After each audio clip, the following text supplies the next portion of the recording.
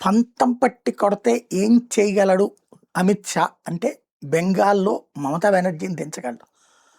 అతని పథకం ఎంత పకడ్బందీగా ఉంటుందనడానికి మమతా బెనర్జీని కొట్టిన దెబ్బే సాక్ష్యం.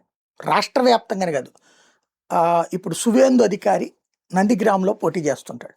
క్రిందటిసారి మమతా బెనర్జీ ఛాలెంజ్ చేసి నీ నియోజకవర్గంలో పోటీ చేస్తానంది, చేసింది. ఒక్కచోటే పోటీ చేస్తానంది, తద్వారా గెలవగలనన్నటువంటి ఛాలెంజ్.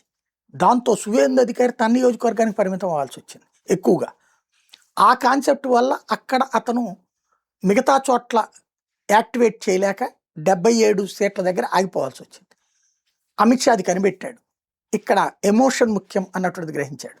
ఈ దఫా మమతని డిఫెన్స్లో పడేసే ఎత్తుగడ వేశాడు. సువేందు అధికారిని ఛాలెంజ్ చేయమన్నాడు, నువ్వు ఒక్కచోటే పోటీ చేయి, భవానీపూర్ పోటీ చేసావు కదా అక్కడే పోటీ చేయి, నేను వచ్చి నేను ఓడిస్తానని చెప్పు అన్నాడు.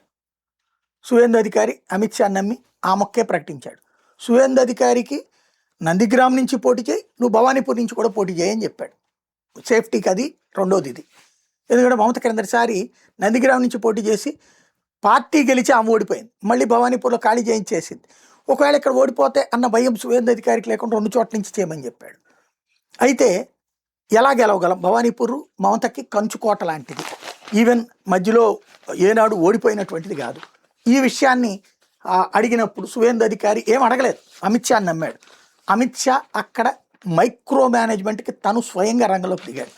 ఈ ప్రాంతంలో ఎస్పెషల్లీ 25,000 కుటుంబాలు గుజరాతీ కుటుంబాలు ఉన్నాయి, 21,000 మార్వారీ సొసైటీ ఉంది.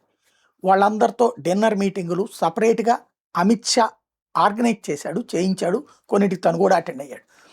ఆ తరువాతన ఎవరైతే ఓటింగ్ రోజున కూడా రౌడీయిజాన్ని ఎలా ఉంటుందో అదంతా వాళ్ళతో తెలుసుకుని పక్కాగా ఓటింగ్ దగ్గరుండి బీజేపీ కార్యకర్తలు ఓట్లేసేటట్టు చూస్తారు. అంతకుముందు ఈ మార్వాడీలు గుజరాతీలు వీళ్ళకి బయట తలుపులు వేసేసి ఓట్లు వేయనీయకుండా చూస్తారనమాట. లేదా ఆ ఏరియాలో చెప్పేస్తారు మీరు ఎవరైనా ఓటేయడానికి వస్తే ప్రాణాలు తెస్తామని. దాంతో ఎవరో పోలింగ్ బూత్కి వెళ్ళేవాళ్ళు కాదు. ఈ దఫా పోలింగ్ బూత్కి వెళ్ళేటట్టు చూశారు కేంద్ర బలగాలను పెట్టి. మరి దెబ్బకి మమతా బెనర్జీ సొంత నియోజకవర్గంలో ఓటమి పాలైంది. అమిత్ షా తలుచుకుంటే అట్టుంటుంది అనమాట.